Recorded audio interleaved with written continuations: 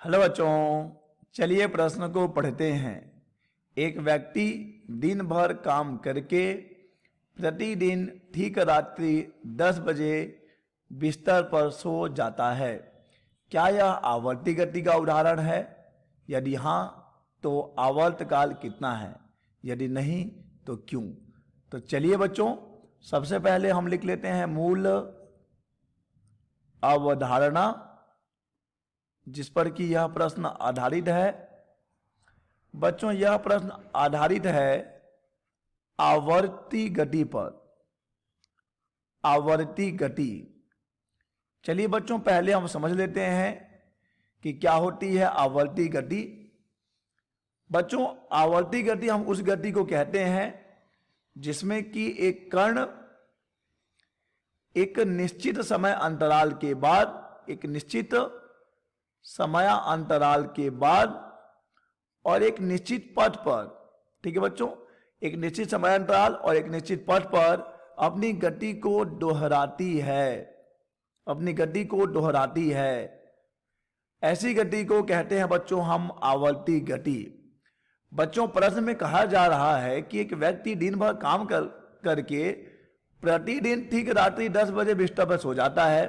पहली बात तो बच्चों ये एक घटना है, ये एक आदत है, ठीक है बच्चों, ठीक है, ये एक अच्छी आदत है बच्चों। हालांकि हम ये उत्तर नहीं देंगे, हम उत्तर कुछ और देने वाले हैं बच्चों।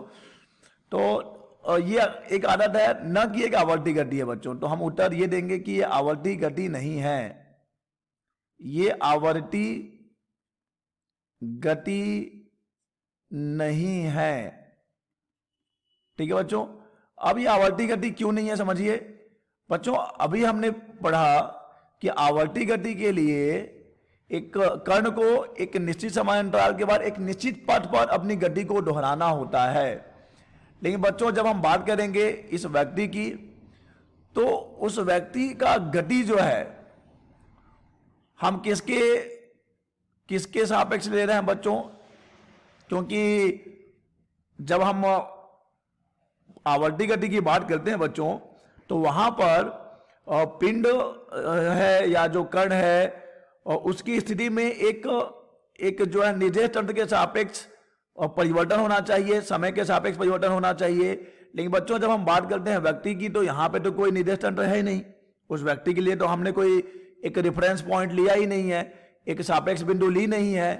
तो बच्चों यहाँ पर जो व्यक्ति ठीक रात्रि 10 बजे सो जा रहा है, यह कोई आवर्ती गति नहीं है, ठीक है बच्चों। और क्यों नहीं है, तो हम यह उत्तर करेंगे कि आवर्ती गति होने के लिए वस्तु को एक निश्चित समय अंतराल के बाद एक निश्चित पथ पर अपनी गति को दोहराना होता है, जो कि इस स्थिति में ऐसा नहीं हो रहा है, क्योंकि व्यक्ति या फिर आदमी किसी भी एक निश्चित बिंदु के सापेक्ष कोई आवर्ती गति नहीं कर रहा है, एक दोहराने वाली गति नहीं कर रहा है, इसलिए बच्चों यह आवर्ती गति नहीं होगी। आशा करते हैं बच्चों आपको यह प्रश्न समझ आया होगा। धन्यवाद।